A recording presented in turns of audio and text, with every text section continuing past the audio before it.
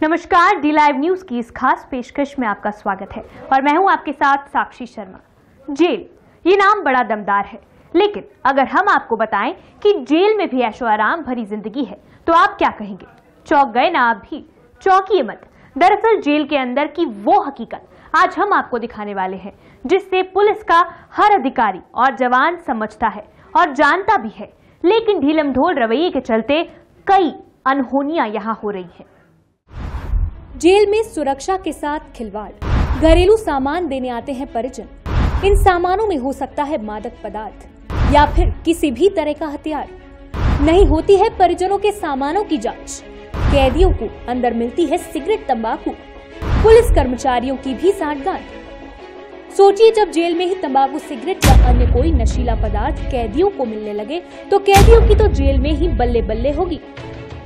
कैदियों को इन सामानों के साथ छोटा या बड़ा हथियार आसानी से पहुंचाया जा सकता है। किसी भी प्रकार का सामान हो, जेल के अंदर आसानी से पहुंच जाएगा। यकीन नहीं हो रहा तो जरा इन तस्वीरों को देख लीजिए। ये तस्वीरें जेल की सुरक्षा व्यवस्था पर एक बड़ा सवाल खड़ा करती हैं। कहाँ देते हैं भैया सामान? कोई नहीं देते हैं। 8 दिन में 2 रुपये वाला साबुन देते हैं, जिससे कपड़े भी नहीं धुलते।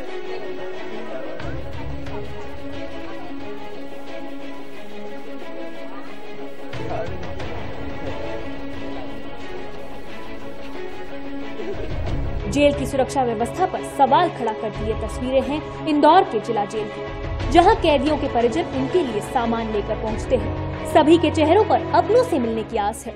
इसी आस के साथ ये सब यहाँ पहुंचे हैं कि अंदर बंद उनके अपने को वे उसकी जरूरत का सामान दे सके। ये व्यवस्था तो ठीक है, लेकिन यहाँ सुरक्षा की चाक चौबंद व्यवस्था का हवाला देने वाले पुलिसकर्मी इन सामानों को चेक करना भी उचित नहीं समझते। बस आप तो जो लाए हैं वो दे दे, वो अंदर पहुंच जाएगा, फिर चाहे वो मादक पदार्थ हो, ब्लेड या फिर कोई छोटा सा हथियार। सूत्रों का तो यहाँ तक कहना है कि सुरक्षा कर्मियों की सांठगांठ से जेल में मनचाहा सामान अंदर पहुंच जाता है।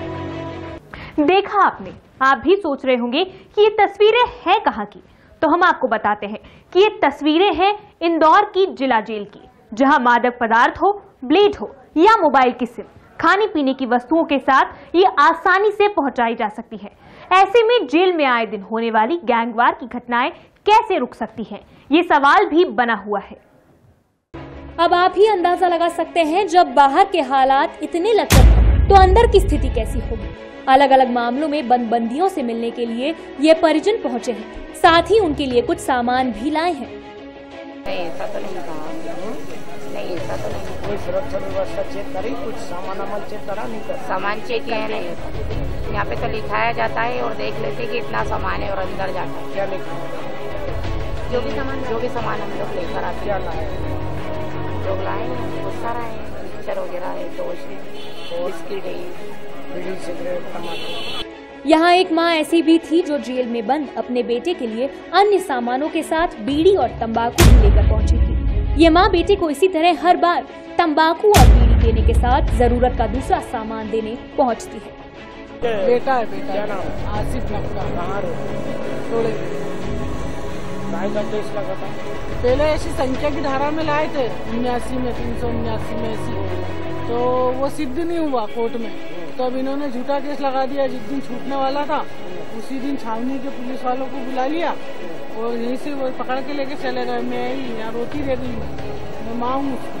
और मुझे सामान लाए देने, सामान सब हैगा जितना लाते हैं, तेल वगैरह, तम्बाकू, सुपारी, बंडल। तेल बताओ।